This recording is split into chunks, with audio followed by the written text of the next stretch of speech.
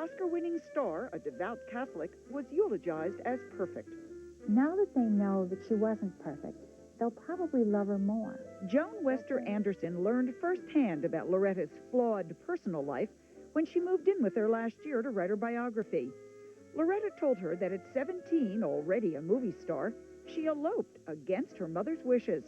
The marriage would be brief, but the family priest scolded her, saying, Either get out of the movies or stop being a Catholic, because what you're going to do is lead other people astray. And she said, well, it's none of my business what they do. And he said, but it is, because he had had 2 or 3 young girls in his office saying, well, hey, we're 16. Loretta Young eloped, why can't we?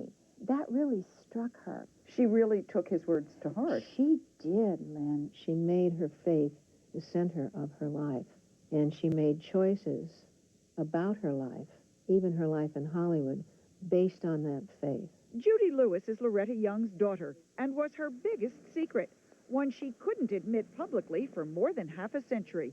To understand this story, you need to understand the Hollywood of the 1930s.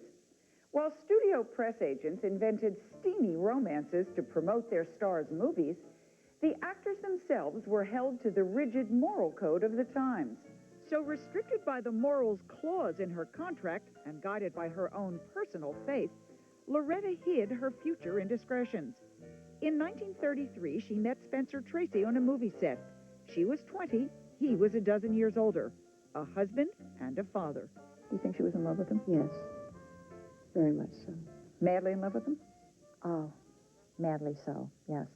But so naive that she did not know for at least 6 months that Spencer was an alcoholic. Her mother put an end to that romance, and some think the one with Tyrone Power was manufactured by the studio. She was always crazy about him, you know, but as a friend, not as a romantic lead. She told me also Jimmy Stewart. She wanted Jimmy to ask her to marry him, and he never did. That was not a physical affair? I don't think so. Loretta told me that she would get so far and then stop. So where did this myth about her then start that she slept with all of her leading men? Because Loretta had so many men in her life that it was just assumed that that's what she did. But for all the gossip, there was one persistent rumor she would never verify, never even discuss, even with her hand-picked biographer, whose tape recorder was running. Loretta began to speak about Judy, and she reached over and turned off. She almost wouldn't tell the truth to you either. Almost. Finally, at the end of her life, Loretta fessed up. In 1935, on the set of Call of the Wild, she fell in love with the sexiest superstar of the day, Clark Gable. She did tell me that, although he pressured her a lot, she only slipped once. And Meaning she only slept with him one time? And it Did you believe that? I did. Do you think she was in love with Clark Gable? Oh, intensely so. But she was ashamed of that particular night. Loretta got pregnant, but since Gable was married, she dropped out of sight and told no one but her family. And then she pulled off a phony adoption, announcing that as a single mother, she'd now be raising a little orphan girl named Judy. Did you know all along you were not adopted? No, not at all. You know, she gave me the answer, I couldn't love you any more than if you were my own child. Well, where do you go from there? But Judy Lewis was a grown woman before she would confront her mother. It was 1966. And I said, I really need to talk to you. And she excused herself, and she went into the bathroom, and she got sick to her stomach. And then she came out, and I said, okay, Mama, is Clark Gable my father? And she said, yes, he is. And we talked all night. Did you understand? Yes. She made me promise I'd never tell anybody else, which was very difficult. When Judy suggested she would write about her life, exposing the Gable-Young affair, Loretta was furious. And we had a bad fight. She asked me to leave her house. And I said, all right, Mama, but I have to ask you one thing before I go. Will you ever publicly acknowledge that I'm your daughter and that Clark Gable is my father? And she said, never. 12 years and countless prayers later, the anger disappeared. God love her, she made a call. Would I like to come to the house in Palm Springs for Christmas? And we were together for 3 lovely years. Did she speak of Clark Gable again? Did she Never. speak of any of this? No. I did keep after her. I begged and begged her to write her story. Gossip columnist Liz Smith was a close friend of Loretta's in her later years. I said, Loretta, you've got to write the truth, your love affair with Clark Gable, the whole thing. And she said, oh, Liz, I can't do that. I couldn't make myself a role model if I did that.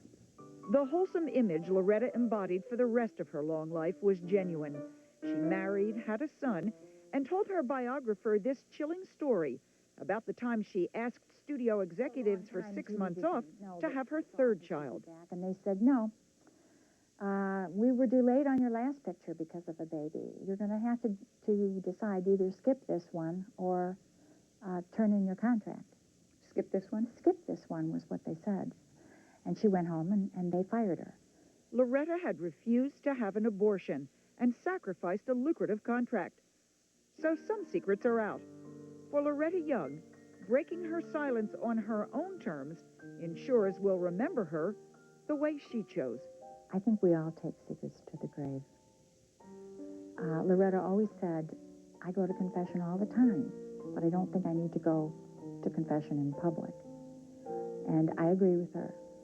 It's important to tell the truth, but not necessarily the whole truth. Boy, she was beautiful, Lynn. Gorgeous.